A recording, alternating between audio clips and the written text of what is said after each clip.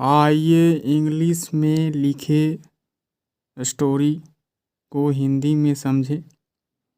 यह moral story है। Title name the illiterate villager. Illiterate it means अनपढ़, uneducated. Villager यानी गांव वाला, गांव के निवासी। एक अनपढ़ गांव वाला के बारे में एक शॉर्ट स्टोरी है। तो लेट्स गेट स्टार्टेड। वंस, एक समय की बात है, एक बार, there was an illiterate villager. एक अनपढ़ ग्रामीण अर्थात गांव का निवासी था। ही ऑफन, इसे ऑफ्टन भी कह सकते हैं। ही ऑफन सा people wearing glasses while reading. वह जो निवासी था गांव का, अनपढ़, वह अक्सर देखा करता था लोगों को, पीपल वियरिंग ग्लासेस यानी पहनते हुए, ग्लासेस इट मीन्स चश्मे का यहाँ पर अर्थ होता है। ग्लासेस मतलब चश्मा। वाइल रीडिंग पढ़ते वक्त, वह अक्सर लोगों को यह करते वक्त यानी कि पढ़ते वक्त चश्मा लगाते हुए देखता था। ही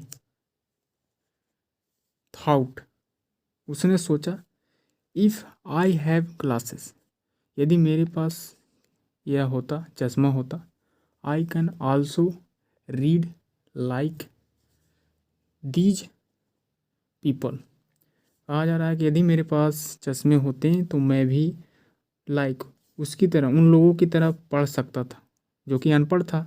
लेकिन उसको ऐसा लगता था कि काश चश्मे होते मेरे पास भी तो मैं भी पढ़ता। इसलिए वन डे, इसलिए एक दिन, he went to a glass, वह गया, अ ग्लास शॉप, दुकानदार के पास जहाँ पर चश्मे बिकते हैं। द शॉपकीपर, दुकानदार, गेव हिम, दिया उसे, वेरियस पेयर्स ऑफ ग्लासेस यानी चश्मे के बहुत सारे प्रकार दिया गया। पेयर्स मतलब जोड़ा, बहुत सारे चश्मे दिखाया गया। एंड अ बुक, साथ में एक किताब भी दिया गया उस अक्षर को जांचने के लिए कि चश्मा सही है या स्पष्ट दिखता है या नहीं। The villager tried all the glasses, यानी जो गांव वाला था उसने कोशिश की, सभी जिसने भी दिखाया गया दुकानदार के द्वारा, सभी चश्मे का देखा गया उसके द्वारा। But he could not read anything, लेकिन वह कुछ भी नहीं पढ़ सका। आपको पता होना चाहिए कि वह अनपढ़ था। उसे तो ऐसा लगा कि शायद चश्मे पहन लेने से हम इसे पढ़ पाएंगे, जो कि ऐसा हो नहीं सकता। But he could not read anything, वह कुछ नहीं पढ़ सका। द शॉपकीपर, दुकानदार, gave him a doubtful look, यानी दुकानदार उसे देखा। गेव हिम अ डाउटफुल, मतलब यहाँ पर डाउटफुल मतलब संदेह, लुक मतलब एक नज़र, यानी कि संदेह भरी नज़र से दुकानदार ने उसे देखा। Then he looked at the book, और तभी उसने देखा किताब को। लुक्ड एट द बुक यानी कि उस किताब को देखा। यहाँ पर शॉपकीपर गेव हिम यानी उसे डाउटफुल यानी कि यहाँ पर संदेह भरी नज़र से वो किताबों को, चश्मे को दिया था कि कुछ अजीब सा लगता है यह इंसान। उसके बाद वह किताब को देखता है कि किस तरह से हरकत कर रहा है किताब के साथ।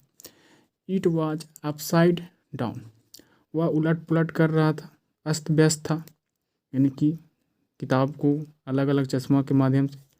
द शॉपकीपर सेड, तब दुकानदार ने कहा, परहैप्स, शायद, यू डोंट नो, आपको पता नहीं है, हाउ टू रीड, कैसे पढ़ा जाता है। द विलेजर सेड, यानी गांव वाला जो था, चश्मे खरीदने वाला अनपढ़, कहा, नो आई डोंट, नहीं, शायद मुझे नहीं पता है। आई वांट टू उसने कहा कि हाँ मुझे नहीं पता है। आई वॉन्ट टू, मैं चाहता हूँ, बाय, खरीदना, ग्लासेस, मैं तो चश्मे खरीदना चाहता हूँ, सो डैट, ताकि, I may read like the others, ताकि मैं दूसरों की तरह पढ़ सकूँ। यानी मैं तो केवल चश्मे खरीदने आया था ताकि मैं चश्मे के सहारे मैं पढ़ सकूँ किताब, बट आई कांट, लेकिन मैं नहीं पढ़ सकता हूँ। Read with any of these glasses, यानी कि इन आपने जो भी चश्मे दिखाएं इन चश्मों के सहारे मैं नहीं पढ़ सकता।